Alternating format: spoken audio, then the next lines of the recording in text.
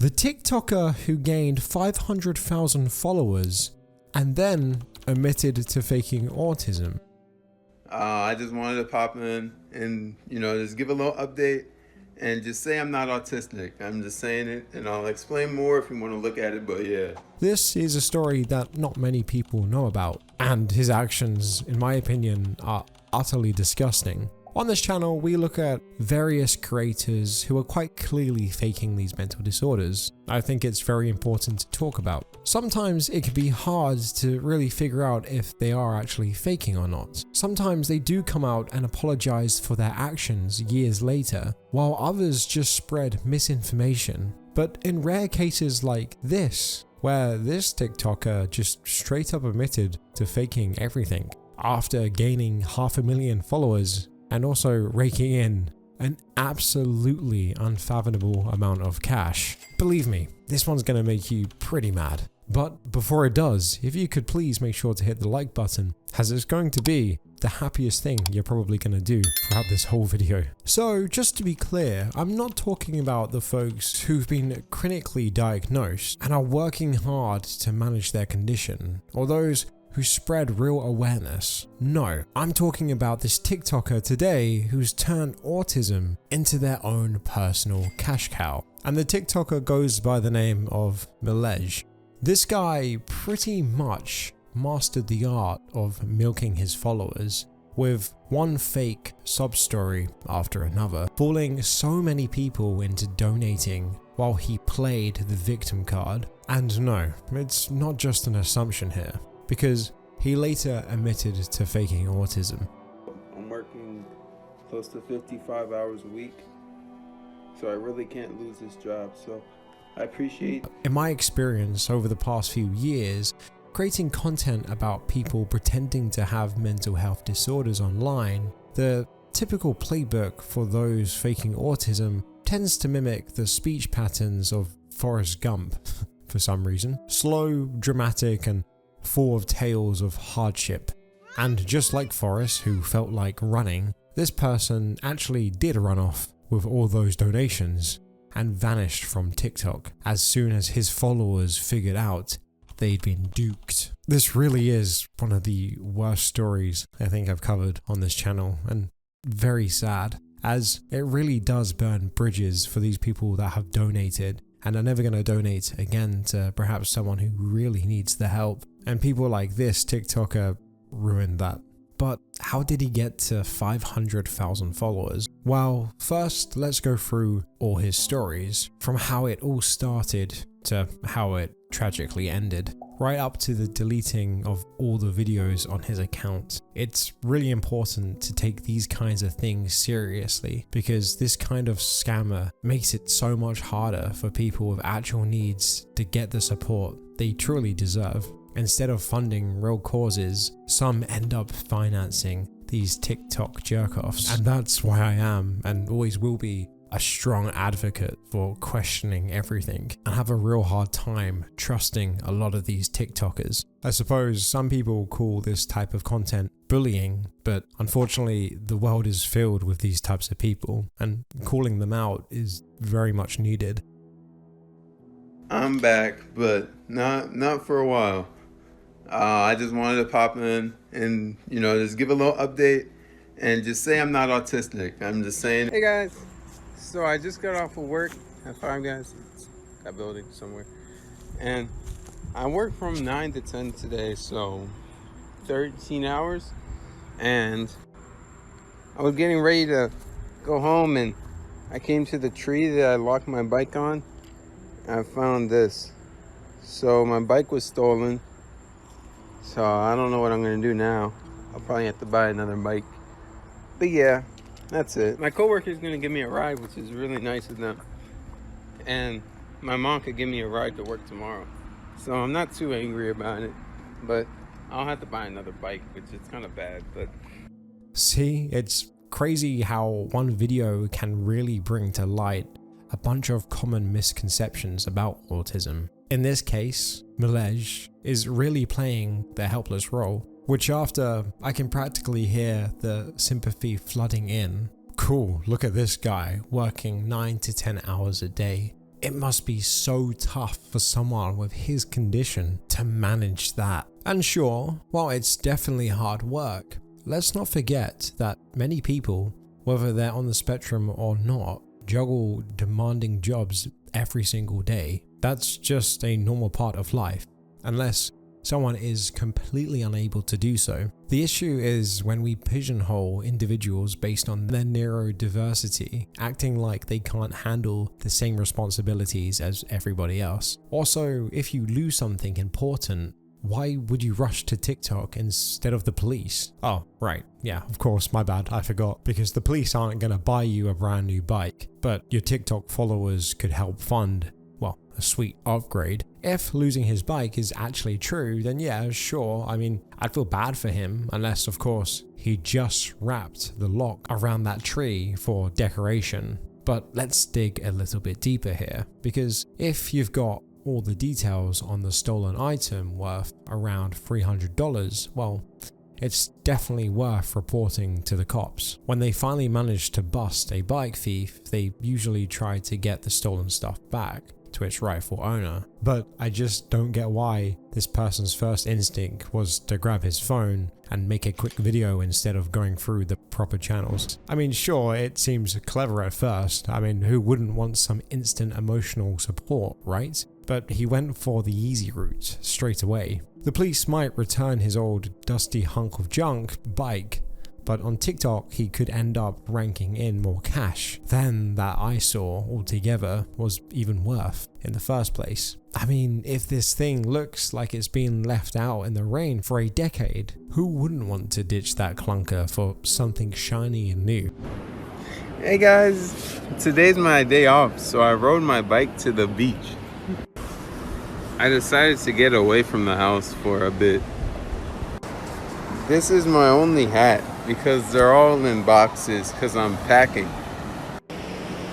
I poured my drink out to make a cool arrow, but I'm kind of regretting it because I'm pretty thirsty now. And I only had one cup, so this kind of took me a little while. Now I can see where my arrow is. Today is really nice out, so I'm gonna go inside the water. Bye guys, thank you guys for watching. There's also a big difference between naturally showing playful behaviors due to autism and just putting on a show to make everyone think he's really something special. Again, such stereotypes can really make it seem like autistic individuals are just childish, like what he actually did in the video. The truth is, autism is a spectrum and it affects people in all kinds of ways. Some might enjoy fun activities while others are handling complex projects or high-pressure jobs. But this guy? Sorry, but it's pretty clear he's missing the mark here. His acts are a terrible representation of the condition, and it's obvious he's just playing up to the stereotypes for his own selfish reasons, like fishing for sympathy points, which honestly is just really disgusting. Well, I made $5 today. Putting it in the jar. I just got back home from work. I made $12 in tips. Putting it in the jar again. I'm gonna take a shower.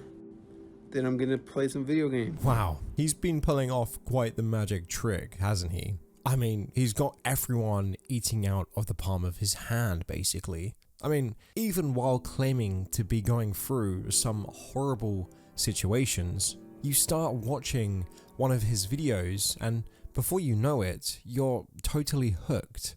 And through the videos we've seen, I bet you already noticed that he is purposely crafting this lovable persona that feels like a warm hug, promoting thoughts like, that's amazing, look at him, in no time at all. I mean, he's basically built a loyal following already to cheer him on and toss him money. But interestingly, he never actually asks for financial help straight out. Instead, he drops hints like breadcrumbs, kind of like that friend who shares their sad stories without directly asking for support, which makes you feel obligated to help them, even if they never come out and say it. This is exactly what he's doing here. It's classic cult tactics, using emotional pressure to keep his followers hooked while leaning hard on their sympathy. He's creating this sense of urgency, sharing all his struggles like, look at my hard work, folks. Life's rough on minimum wage, so yeah, feel free to throw a little something my way. And I'm about to start getting real. I've been noticing people commenting like, oh, start this guy a GoFundMe, or what's this, what's that, what's your Cash App? You know, like David Dobrik can buy this guy a car. I don't want anybody's money or a car or anything. I'm working really hard so I could buy it on my own. And hey guys, I just got back home from work. I made $6 in tips, but I spent it, wait for this, on Taco Bell. I got a quesadilla. So, that's it. And to the people asking if they can send me money, I don't want anybody's money. But normally on a day where I come off of work, I would take a shower, but I barely even went to work. I'm just gonna change my clothes and play some video game. Here's a tutorial on how to double your earnings while busting your ass for 12 hours. Be humble in your videos. Show yourself scrubbing those grimy pots at the diner you're working at, and make sure to post 100 of these. Eventually, someone will buy into it and feel sorry for you and want to throw a few bucks your way. But don't accept their money right away. No, don't do that. Just stay humble and act like you don't want their cash. That's where the real magic happens. Because look, by refusing their help at first, they start to believe you really don't want it. And believe me, the donations will double as more people see how struggling you are. The trick is to let the guilt simmer for a while. Wait long enough and that generosity will double.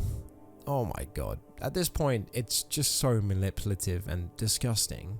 This is exactly what Milej pulled off. While people with serious mental health challenges are barely getting by, some clown on TikTok is cashing in on the manufactured pity. It's just wrong. And under the comments on my last video, it was pretty divided. I saw a lot of people saying I should make a Venmo, I should make a Cash App or a PayPal. So I already had a PayPal set up, but I made a Venmo and a Cash App, and I'll put it in the thing. Now, after all that talk about how he doesn't like free cash, please don't give me any money, he suddenly spills all his details on Venmo, PayPal and more. I mean, how can you claim to hate free cash when you're purposely handing out your bank and e-wallet info? Okay, do as I say, not as I do, right? I've got this classic story in mind that most leaders like to throw around when they're trying to squeeze a little extra generosity out of their members. It's about a widow who, despite having next to nothing, gave everything she could to help the community.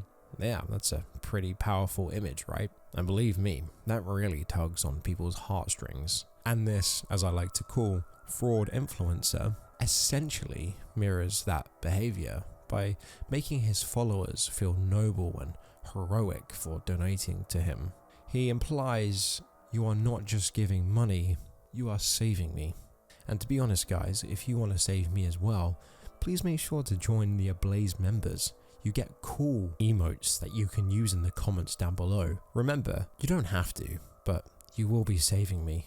Just like that widow, his followers may feel pressured to contribute whatever they can, believing they're a part of something much larger in the autism community. He really knows how to create a feeling of immediacy, which I'm a bit impressed by, because This honestly takes high manipulation skills. So I just wanted to make an announcement. If corporate finds my TikTok, I could be fired. So I have to stop making videos. My mom doesn't really work a lot anymore. So I have to, step up. I'm working close to 55 hours a week. So I really can't lose this job. So I appreciate everybody that is liking and commenting. Come on, everyone. Let's chip in and help this guy out. He can't possibly lose his job just because he's too busy filming TikTok videos at work. I mean, with barely any sleep and a grueling 55-hour work week, the pressure must be through the roof.